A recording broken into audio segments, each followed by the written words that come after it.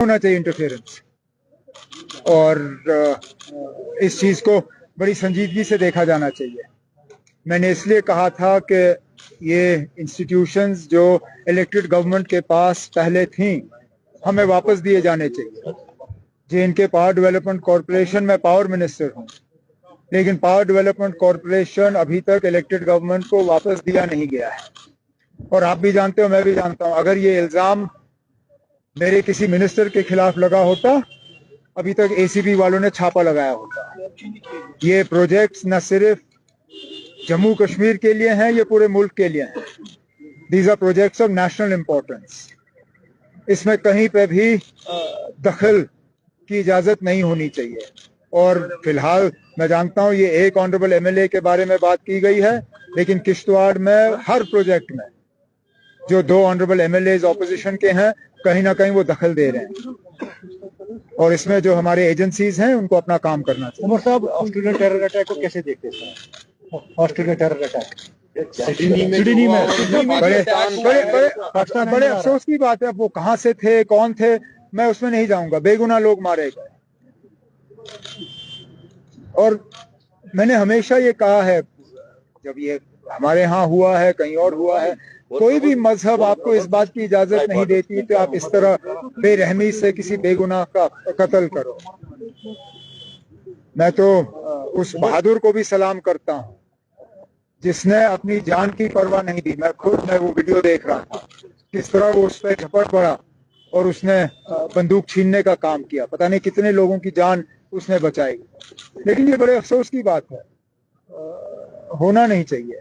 Sir आज tourism को लेकर हम बात करें सर, रिवाइव करने की काफी कोशिश की जा रही है, but other side of the story still capping नहीं हो रही है एयरलाइंस की टिकट्स को लेकर, जबकि हमने देखा कैंसिलेशन भी पार्ट ऑफ इट। बट अभी न्यू ईयर है, क्रिसमस है, हमने देखा रिवाइवल के लिए हमें काफी हद तक अल्लाह ताला ऊपर वाले की मदद की जरूरत है। जब तक गुलमर्ग, पहलगाम, सोनमर्ग वगैरह में हमें ठीक ठाक बर्फ नहीं मिलती, एक अच्छा खासा तबका टूरिस्टों का जो है वो यहाँ नहीं आएंगे। बाकी हम अपने तरफ से तमाम कोशिशें कर रहे हैं, चाहे वो इंफ्रास्ट्रक्चर के हवाले से हो, चाहे वो प्रमोशन के हवाले से हो। अभी कुछ ही दिनों में adventure tour operators association of India के हवाले से उनका एनुअल कन्वेंशन जो है यहाँ श्रीनगर में होगा। इसी तरह टूरिज्म प्रमोशन के हवाले से कई सारे कदम जो है उठाए जा रहे हैं। कोशिश की जाएगी कि टूरिज्म जो है उसको दोबारा हम रिवाइव करें। जहाँ तक आपने टिकट के कैपिंग की बात की, वो तो पूरे मुल्क में फेल हुआ। इंडिगो के ग्राउंडिंग के बाद गवर्नमेंट ऑफ इंडिया ने वाजिया हिदायत दी थी कि टिकटों की कीमत जो है वो कंट्रोल की जानी चाहिए, नहीं हुआ। एयरलाइन ने माने नहीं। अब चलिए, उसमें हम भी इसके शिकार हो जाते हैं, लेकिन इसका इलाज हमारे हाथ में है नहीं। आज एनआईए चार्जशीट कर रहा है पेश, पहलगाम अटैक पे आज एनआईए चार्जशीट पेश कर रहा है सर। और इससे क्या कहना है ना, तहकीकात की है, चार्जशीट हो रहा है, फैसला अदालत में होगा। मैंने हमेशा ये कहा है ना कि फैसला आप अदालत पे छोड़िए, ये मेरा काम या किसी और का काम नहीं है। जब मुलाजमों को नौकरियों से निकाला जाता है, मैंने हमेशा कहा इसको अदालत पे छोड़ दीजिए। कौन गुनहगार है, कौन बेगुनाह है, इसके लिए कानून है, इसके लिए अदालत है। अदालत फैसला करेगी। एनआईए का काम था इन्वेस्टिगेट करना, इन्वेस्टिगेशन हो चुका, अब चार्जशीट पेश होगा, अब केस लड़ा जाएगा अदालत। उमर साहब, ये जो चाडोरा के एमएलए का मामला एसडीएम के साथ पेश आया है ब्रिक क्लेम को लेकर, how do you see this, और आप क्या कहेंगे? क्योंकि इस तरह के इलेक्टेड गवर्नमेंट है और इस तरह के मामला पेश आ रहा है। अब ये एक लोकल इशू है एमएलए साहब के साथ और लोकल इंतजामिया के साथ।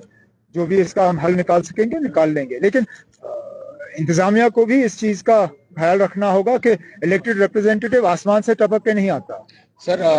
लोग उसको जितवा के भेजते हैं और उनके साथ तरीके से पेश आना ये कोई मजबूरी नहीं है।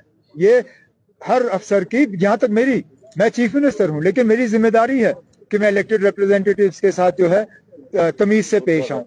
अब मेरी कोई मजबूरी नहीं थी कि मैं श्रीनगर डिस्ट्रिक्ट का रिव्यू कर लूं, लेकिन इलेक्टेड रिप्रेजेंटेटिव्स हैं, लोगों ने इनको चुन के भेजा है। हमारी जिम्मेदारी है कि इनसे हम मशवरा करें और इनके राय के मुताबिक जो है अपना काम करें। सर कल कांग्रेस पार्टी की रामलीला मैदान में रैली थी, फिर एक बार वोट चोरी मुद्दे पर जो है उन्होंने अपना कैंपेन इंटेंसिफाई किया है। As partner of India alliance, how do you see this? ये इंडिया अलायंस को इससे कोई लेना देना नहीं है। हर पॉलिटिकल पार्टी को खुली छूट है कि वो अपने हिसाब से अपने पॉलिटिकल एजेंडा को सेट करें। अब कांग्रेस ने SIR या वोट चोरी को जो है अपना एक मेन पॉलिटिकल इशू बनाया है। ठीक है, हम कौन होते हैं उनसे कहने वाले कि वो ना करें? हम अपने इश्यूज चूज करेंगे, वो अपने चूज करें।